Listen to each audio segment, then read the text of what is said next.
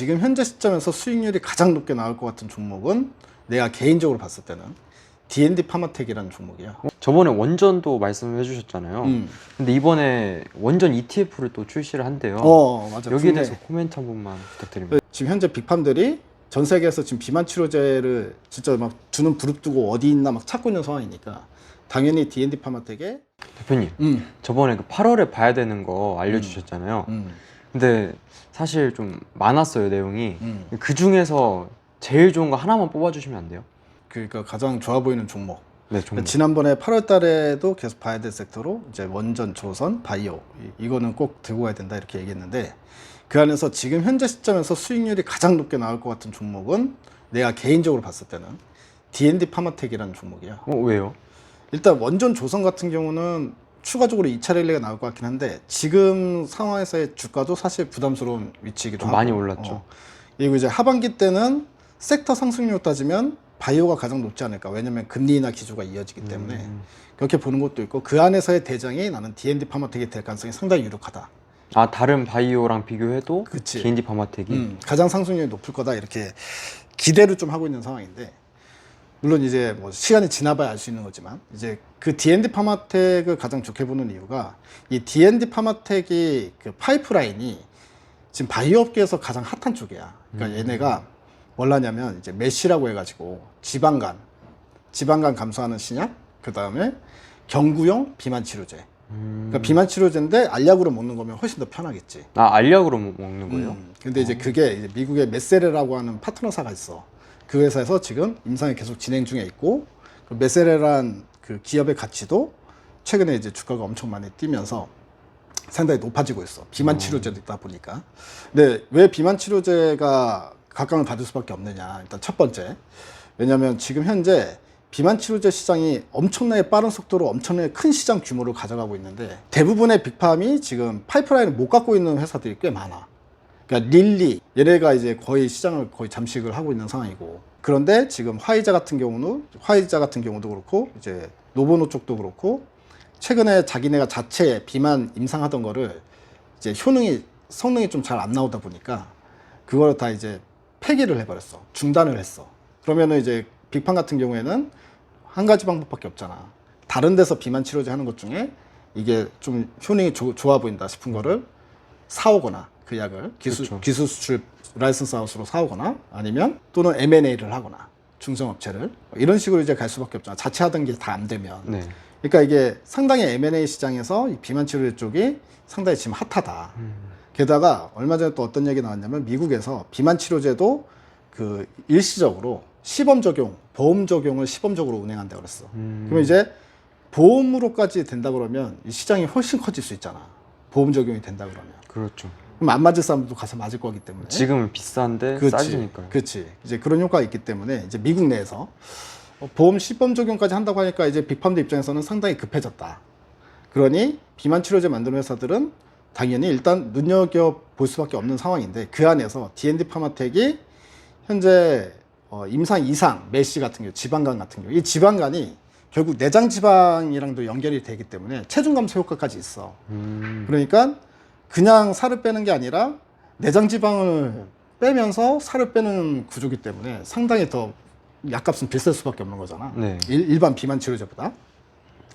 이 메시라는 거를 자체 임상을 하고 있는데 12주 차에 임상 결과 나왔는데 임상 이상이야 지금 현재 3상이 아니고 임상 이상 중이었는데 12주 차 나왔을 때 어마어마하게 높은 효과를 보였어. 그러니까 투여한 지 12주밖에 안 됐는데도 환자의 75%가 30% 이상의 지방간 감소 효과가 나타났거든. 근데 이게 지금 임상 이상 다른 경쟁 업체도 있잖아. 비슷한 약물을 지금 임상하고 있는 경쟁 업체들의 임상 이상 결과를 봤을 때 너무 뛰어난 효과라는 거지.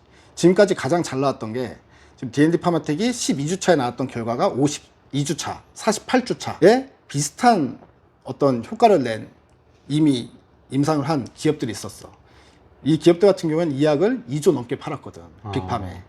그러면은 D&D 파마텍 같은 경우에는 그거보다 훨씬 높은 가격을 받을 수 있다. 왜냐면 여러 면에서 전부 다 전체적으로 비교 분석이 가능하잖아. 비교 분석했을 때 너무 압도적이다. 그리고 9월 초에 이제 24주차 결과도 나오거든.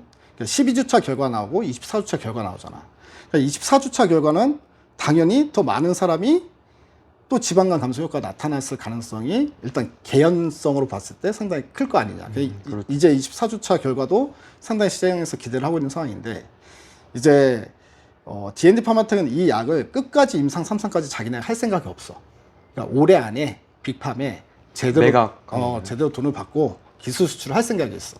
이거를 주관사가 JP 모건에서 하고 있거든. 그래서 지금 현재도 JP 모건은 일주일에 빅팜 한 군데씩 접촉을 한다. 뭐 이런 이제 썰도 있었는데 뭐 그건 루머라고 하더라도 그거는 이제 우리가 확실하게 알 수 있는 방법은 없으니까. 그렇지만 이제 9월 초에 24주차 결과가 나왔을 때 그게 또 만약에 결과가 압도적으로 나오게 된다면 실질적으로 빅팜이 이걸 사기 위해서 경쟁이 붙을 가능성이 있다. 경쟁이 붙는다는 건 뭐냐? 딱 하나의 업체만 사고 싶어 하는 게 아니라 여러 업체가 이걸 사고 싶어 할 거다. 그러면 여러 업체가 사고 싶어 하면 어떻게 되겠어? 가격 점점 올라가겠죠. 경매 부르듯이. 손 드세요. 이렇게 손 드세요.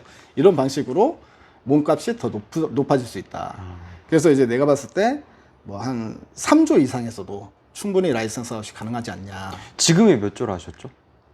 지금 시가총액이? 시가총액이요. 시가총액은 1조 3천억대. 그러면 더블 이상 나온다는 건데. 근데 이제 라이선스 아웃이 3조 받는다고 해서 시가총액이 3조 간다고 할 수는 없지만 그래도 최소 2조 이상은 슈팅이 나올 가능성이 있고 뭐 오버슈팅 할 때도 있지. 뭐 3조 라이선스 아웃 체결하는데 4조까지 가는 경우도 있고 5조까지 가는 경우도 있을 거고 아니면 뭐 2조 중반대까지 갈 수도 있고 그건 시장 상황이랑 같이 엮어서 봐야 되기 때문에 뭐 얼마까지 간다 이렇게 얘기하기는 좀 힘들지. 하지만 또 얼마의 라이선스 아웃이 될지는 눈으로 봐야 하는 거고 또 올해 중에 될지도 봐야 되는 거고 그러니까 여러 가지 변수는 남아있긴 한데 이게 이제 다 눈으로 확인해서 살려면은 이미 라이선스 아웃이 딱 된 다음에 살라 그러면은 못 사죠. 그렇지 못 사기도 못 사고 오히려 그 이후부터는 언제 팔아야 될까를 생각을 해야 되는 타이밍이니까 지금 상황에서 미리 이제 접근하는 관점에서 보는 게 좋겠다라는 생각을 하는 거지. 그리고 상승률도 가장 높을 거고 웬만해서는 일단은 24주차 9월 초에 나오는 결과가 상당히 좋을 걸로 예상이 되고 있는 상황이고 그렇게 되면 기본적으로 지금 현재 빅팜들이 전 세계에서 지금 비만 치료제를 진짜 막 주는 부릅뜨고 어디 있나 막 찾고 있는 상황이니까 당연히 D&D 파마텍의 이 DD01이라고 하는 신약이거든. 이게 팔릴 가능성이 있다. 이제 그 간단한 논리야. 그런 논리로 D&D 파마텍을 보고 있다라고 생각하면 돼. 네, 감사합니다. 그리고 또 궁금한 게 저번에 원전도 말씀해 주셨잖아요. 근데 이번에 원전 ETF를 또 출시를 한대요. 맞아. 여기에 대해서 코멘트 한 번만 부탁드립니다. 실질적으로 지금 이미 글로벌 원전 ETF라는 게 있어. 근데 그 글로벌 원전 ETF를 보면은 엄청나게 많이 올랐어. 맞아요. 그러니까 이제 국내 증권사에서도 원전 ETF 만들면 이게 좀 돈이 좀 되겠다 싶은 생각이 들었겠지. 그래서 지금 복수의 증권사가 ETF를 만들겠다고 했어. 그래서 지금 신한 같은 경우에는 이번 달 19일 날 원전 ETF 출시가 되고 그리고 미래에셋 같은 경우에는 다음 달 중에 원전 ETF를 출시를 할 거야. 자, 그런데 기본적으로 원전 ETF 출시를 하면 그 안에 어떤 종목들이 포함이 돼 있는지 봐야 되고 비중이 어떻게 돼 있는지 그리고 그로 인해서 실제 현물 주식들도 올라가는 효과가 발생될 수 있거든. 수급이 들어오면서. 네. 그래서 이제 그걸 보면 되는데 보니까 신한 같은 경우는 두산 에너빌리티의 25% 비중 그 4분의 1을 두산 에너빌리티의 비중을 책정을 했고 그 다음에 현대건설 25% 그리고 그 다음에 BHI 그리고 태웅 뭐 한정기술 이 순으로 비중을 탁탁탁 정해놓은 것 같아. 그렇기 때문에 아마 이제 미래에셋 같은 경우도 서로 종목들이 몇 개 다를 수도 있고 비중이 살짝 틀릴 수도 있지만 거의 비슷하긴 거의 비슷하기 때문에 결국 가장 큰 수혜는 결국 두산 에너빌리티가 받을 거다. 그 다음 현대건설, BHI 요렇게 볼 수 있을 것 같고 그러면 사실 지금 주가가 많이 올라서 이제 고점에서 좀 쉬고 있는 옆으로 횡보를 하고 있는데 이제 수급이 또 들어올 효과가 있다고 하면 또 충분히 전고점을 넘어서 다시 랠리가 나올 가능성이 있지 않나 이렇게 봐도 될 것 같아. 알겠습니다.